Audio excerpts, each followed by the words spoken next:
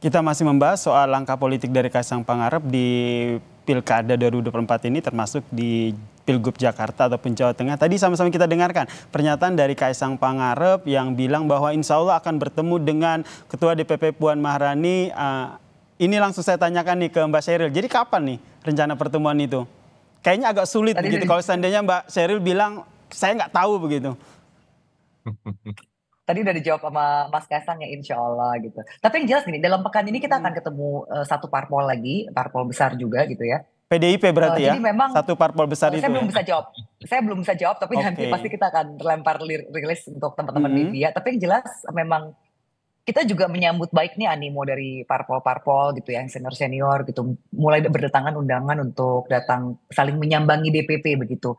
Kalau di level DKI begitu, di level provinsi kemarin persis dari DPW DKI PSI itu sudah bertemu dengan DPD Demokrat DKI ya. Jadi komunikasi memang terus dijalin ini untuk mencari chemistry dan ya memang pada akhirnya ketika kita bicara demokrasi, parpol ini kan sebuah kendaraan ya. Dan Ya. tentunya kita nggak bisa berjalan sendiri, kita harus kerjasama gitu loh. Seperti apa sih kita mau bikin apa nih? Dan tentunya kalau cuma PSI aja kan kursi kita nggak cukup meskipun kita punya 8 kursi di DKI ya. Jadi Kursi kita nggak terus cukup untuk mengusung mengadakan. Kaisang maju di Pilgub Jakarta begitu ya? Ya tentunya 8 kursi kan nggak cukup, tapi yang jelas 8 kursi Oke. itu untuk sebuah partai yang berumur baby, berumur seumur jagung gitu ya. Ini suatu pencapaian luar biasa menurut saya. Oke, saya ke Mas Toto. Mas Toto, jadi Ya, menurut Mas Toto nanti akan bermuara seperti apa nih? Kalau kita lihat kan ini bisa dikatakan nih all out banget nih. Kaisang silaturahmi ke sejumlah partai politik. Ini secara tidak langsung bisa mematahkan apa yang tadi disampaikan oleh Mas Toto begitu. Bahwa Kaisang tidak layak maju ke Pilgub. saya tidak mengatakan tidak layak. Sayang Tapi, malah kalau Kaisang, seorang ketua umum Partai Nasional, lalu hanya menjadi gubernur, entah itu di Jateng atau di DKI. Makanya kalau apa yang tadi Mas Yasir sebutkan, itu kan fungsi seorang ketua umum, melakukan komunikasi, oke. lalu kemudian berdiri sejajar dengan partai-partai lolos parliamentary threshold. Di situ Mas Kaisang bisa menunjukkan kapasitasnya, tidak sebagai karbitan seperti dikritik oleh banyak pihak, termasuk saya misalnya. Tapi kalau kemudian langsung lompat menjadi seorang calon kepala daerah, menurut saya itu menurunkan derajat seorang ketua umum partai. Tapi Tidak ada. kenapa akhirnya banyak partai politik seperti Golkar, kemudian PAN, akhirnya dengan suara lantang mengusung Kaisang? Ya, kalau bicara mengenai pengaruh Jokowi memang masih sangat besar. Kalau bicara mengenai peluang, apalagi di Jawa Tengah, memang sangat besar. Saya selalu mengatakan malah sebagai pendukung Jokowi ya di 2014-2019, Pak Jokowi hati-hati dengan orang-orang yang terus-menerus mendorong Pak Jokowi dan keluarganya karena ingin pengaruh besar dari magnet elektoral bernama Jokowi. Isu terkait politik dinasti kan tidak menyerang Zulkifli Hasan, tidak menyerang Erlangga Hartarto, tidak menyerang para relawannya seperti Projo, yang diserang oleh keluarga Pak Jokowi yang dianggap melakukan politik dinasti. Jadi saya melihat ada porsinya sebagaimana mestinya. Ketika bicara keberlanjutan, Pak Jokowi tinggallah legacy, tidak harus selalu anak.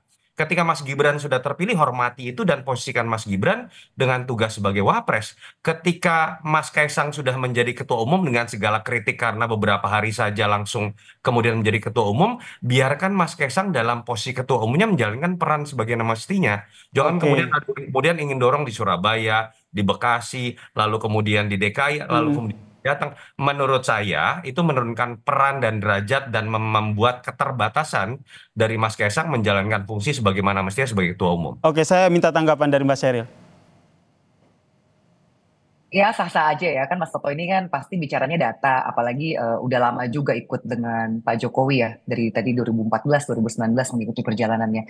Dan saya rasa Mas Toto juga melihat kan perjalanan seorang Kaisang dari waktu itu masih ya seorang ABG lah gitu, anak baru besar ya ketika ayahnya menjadi presiden gitu loh. Mungkin waktu itu bahkan baru pertama kali ke DKI. Kalau saya pribadi melihatnya, saya juga mengikuti perjalanan keluarga Pak Jokowi. Saya melihat Pak Jokowi ini berhasil mendidik anak-anaknya. Mas Kaisang kita ingat waktu itu masih kuliah di luar negeri, dia datang itu tidak dijemput dengan iringan khusus, dia bahkan naik bus patas biasa yang ada di bandara untuk pulang ke rumahnya begitu. Saya rasa ini merupakan sebuah modal ya. Kita tidak bicara umur atau bagaimanapun juga, tapi kita hanya ingin melihat bagaimana sih animo masyarakat, apakah masyarakat betul-betul menginginkan Mas Kaisang atau tidak. Karena sampai detik ini pun dari ketum kami belum pernah bilang bahwa dia akan maju atau tidak dan apakah kalau maju akan di daerah mana. Jadi kita Oke. tunggu bersama kejutannya nanti di bulan Agustus. Oke, tapi bagaimana pendapat Anda seperti yang tadi disampaikan oleh Mas Toto begitu? Masih ada pengaruh sosok Presiden Joko Widodo di karir politik dari Kaisang? Saya rasa nggak masalah ya, itu wajar-wajar saja karena Presiden Jokowi ini meskipun sudah tinggal hitungan bulan, hitungan jari begitu ya, bulan masa jabatan seorang presiden, tapi saya tidak melihat akan menjadi seorang lemdak gitu ya. Biasanya itu kan presiden di periode keduanya sudah mulai ditinggalkan oleh orang-orang yang bersekutu untuk mendukung dia karena orang sudah mulai merapat ke calon presiden berikutnya begitu yang sudah terpilih elected. Tapi saya melihat sampai detik ini Pak Jokowi misalnya approval ratingnya by LSI itu di Jawa Tengah saja 80% lebih. Kalau kita bicara nasional saya rasa masih 70% lebih. Jadi ini sangat wajar ketika masyarakat Indonesia yang merasakan kinerja Pak Jokowi bagus. Lalu masyarakat Solo yang melihat bagaimana Gibran begitu bekerja keras untuk Solo dan dalam debat capres-cawapres kemarin juga begitu artikulatif dalam memaparkan visi misinya, ya jadi nggak ada apa ya, bukan sesuatu yang mengagetkan ketika orang lalu melirik anak putra Jokowi yang satu lagi yaitu Kaisang Pangarep. Tapi kita lihat bersama lah. Saya rasa masyarakat juga excited melihat bagaimana perkembangan dinamika politik, apakah Kaisang akan maju atau tidak. Tapi yang jelas sampai detik ini PSI belum memutuskan. PSI belum memutuskan ya komunikasi. Kaisang ini akan maju atau Betul. tidak ya. Nah, apakah saya ke Mas Toto, apakah ini salah satu pertimbangannya nanti setelah bertemu dengan Puan Maharani baru akhirnya PSI memutuskan Kaisang bakal maju atau tidak? Enggak lah, tidak ada kaitannya menurut Nggak ada saya. kaitannya ya begitu ya. Jadi menurut Anda ini pertemuan dengan PDI Puan Maharani di Perjuangan. PPDIP ini akan seperti apa, Mas Toto? Menurut saya tidak mengagetkan ya kalau kalimat ini keluar dari Mbak Puan. Mbak Puan dalam perang dingin antara PDI Perjuangan dengan keluarga Pak Jokowi, katakanlah ada seperti itu, juga selalu menempatkan dirinya sebagai jembatan. Yang keras itu kan Ibu Mega. Jadi menurut saya tidak ada hal yang baru. Pertanyaannya adalah apakah silaturahmi ini bisa berbuah kepada sebuah kerjasama politik, apalagi termasuk pertanyaan mengenai PDI Perjuangan akan masuk misalnya ke dalam koalisi Prabowo Gibran, saya pikir tidak. Karena Mbak Puan memiliki peran penting, tapi pengambilan keputusan strategis sepertinya masih terpusat pada Ibu Mega. Tapi apapun itu menurut saya silaturahmi terlepas tidak akan berbuah pada keputusan politik, sesuatu yang harus dijalankan untuk mendinginkan tensi dan menimbulkan untuk menjawab banyak tafsir dari berbagai macam pihak. Jadi kita harus lihat ini tetap secara positif. Katakanlah kalau kemudian ada kerjasama politik, anggaplah sebagai sebuah bonus, walaupun terkaan saya tetap lebih mengarah kepada PDI Perjuangan akan mengambil sikap di luar Oke. pemerintahan Prabowo Gibran. Kalau dari Mbak Zedor sendiri, rencana pertemuan ini emang apa sih yang diinginkan oleh PSI sendiri ketika bersilaturahmi dengan PDIP melalui Puan Maharani ini? Sejak Mas Kaisang menjadi ketum kami sudah pernah satu kali bertemu dengan Mbak Puan itu pada saat masa kampanye Pilpres ya. Tapi setelah itu belum ada komunikasi lagi. Tapi yang jelas kalau memang kami diundang tentunya kami akan bertandang ya. Kita akan memenuhi undangan seperti layaknya budaya Timur lah. Apalagi kita kan partai junior begitu.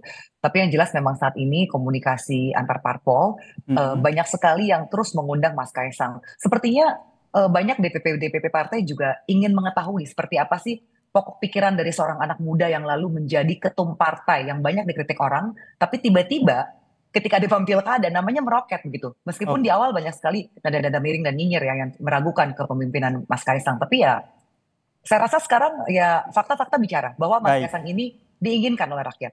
Baik, kita nantikan apa tadi sudah di-spill sedikit oleh Mbak Sheryl bahwa dalam pekan ini PSI akan bertemu dengan salah satu partai besar begitu ya. Meskipun tadi saya sudah mention apakah ini PDIP, tapi tidak dijawab dengan spesifik begitu. Kita nantikan bersama ya bagaimana langkah politik dari Kaisang Pangarep, apakah akan maju di Pilgub atau tidak. Terima kasih juru bicara PSI Mbak Sheryl Tanzil dan juga Direktur Eksekutif Carta Politika Mas Yunarto Wijaya telah berbagi informasi dan perspektifnya di Kompas Malam. Salam sehat Mas Toto dan Mbak Sheryl. Salam sehat, thank you, share, bye. Terima kasih.